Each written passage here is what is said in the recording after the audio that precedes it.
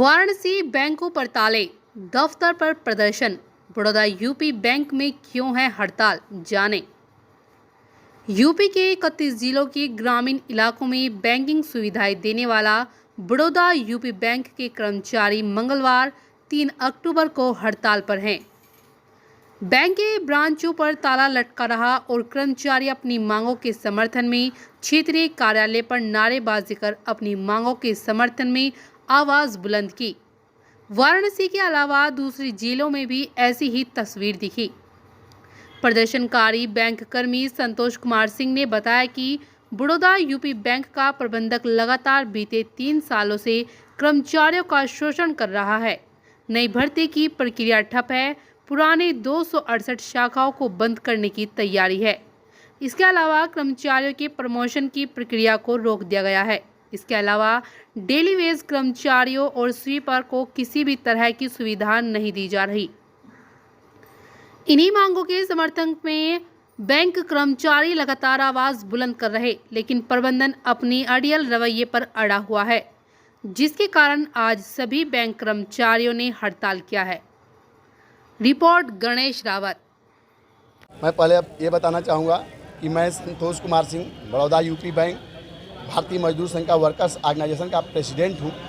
और आज हमारे बैंक के प्रबंधन का इतना बड़ा तानाशाही और इतना बड़ा अत्याचार किया गया है, जिसके वजह से जो अब तक के इतिहास में ऐसा नहीं पाया गया कि बैंक की सारी यूनियन एक मंच पे हो करके लड़ाई लड़े। इसका साफ संदेश जाहिर होता है कि बैंक में जितने भी हमारे कर्मचारी भाई बहन हैं, सारे हतोत्साहित हैं, सारे निराश हैं और उनके पास कोई ऑप्शन नहीं है। यहाँ पे इस प्रबंधन का इस तरह से तानाशाही किया जा रहा है, जिस तरह से शायद मैं समझता हूँ कि जब हिंदुस्तान गुलाम था तो उस समय अंग्रेज भी हमारे हिंदुस्तानियों के ऊपर इस तरह का जुल्म नहीं ढाए होंगे। आज जो है ये कह रहे हैं कि हमारे पास बहुत ज़्यादा स्टाफ है। स्टाफ की कमी नहीं है। अगर स्टाफ की कमी नहीं है तो रात के 8-8, 10-10 बजे तक बैंक क्यों खुला रहता है? हमारे पास रात के 11-11 बजे भाई बोलते हैं, फ़ोन करके आते हैं, बोलते हैं कि सर बताएंगे कि बैंक का टाइमिंग क्या है। इस तरह से इन्होंने ऐसा कोई छुट्टी नहीं है जिस दिन ये बैंक खोलते नहीं है। इनका पूरा बैंक बता रहे हैं सर, अभी मैं उसी पे आ रहा हूँ। इस तरह से इन लोगों ने कोई भी जब छुट्टी खोलना हो, बैंक खोलना हो, सीधे व्हाट्सएप पे बैंक चला रहे हैं। इनका कोई लिखित फरमान जारी नहीं होता है, सिर्फ व्हाट्सएप पे बैंकिंग चल रही है। कर्मचारी भाइयों से लिखित में मांगते हैं। तो मैं आपको इस तरह का रवैया इस मैनेजमेंट के खिलाफ हम लोग अख्तियार किए। जब हमारे भाई बहन जब काफ़ी हतोत्साहित हो गए, निराश हो गए, आज हमारी सारी ने एक मंच पे और ज्वाइंट फार्म का हम लोग बड़ौदा यूपी बैंक यूनियंस का एक जो है हम लोग कमेटी का गठन किए और इस तरह से आज इस लड़ाई को हम लोग लड़ने के लिए तैयार बैठे। आज हम जो है जो बैंक की हमारी प्रमुख मांगे हैं, ज्वाइंट फोरम की समस्याएं बहुत हैं, लेकिन जो हमारी मेन प्रॉब्लम है, अगर इसके ऊपर जो हमारी प्रमुख मांगे हैं, अगर प्रबंधन या भारत सरकार इसके ऊपर गौर करे और ध्यान दे तो शायद बाकी समस्याएं अपने आप खुद ब खूब हल हो जाएंगी। नंबर 1, मेन पावर की कमी। जैसा कि मैं बताना चाहता हूं कि कोई भी लड़ाई बगैर मेन पावर की नहीं लड़ी जाती है। मेन पावर आज हमारे बैंक के अंदर 1983 शाखाएं बड़ौदा यूपी बैंक के अंदर 31 जिला 30 रीजन में है, जिसका हेड ऑफिस गोरखपुर में है। हमारे बैंक के अंदर 1983 शाखाओं में कम से कम 12,500 स्टाफ होना चाहिए, जो कि आज के डेट में 7 से 7,500 स्टाफ है। 5 से 5,500 मैन पावर की कमी है। नंबर 1, ये जो हमारे भारत सरकार की गवर्नमेंट ऑफ इंडिया की गाइडलाइन है कि मित्रा कमेटी के अनुसार आरआरबी के अंदर स्टाफ को पदोन्नति और रिक्रूटमेंट किया जाए। इन्होंने मित्रा कमेटी की कोई भी गाइडलाइन इसको फॉलो नहीं किया। ये बताते हैं कि हमारे पास प्रमोशन और रिक्रूटमेंट के लिए हमारे पास जो है पैसा नहीं है।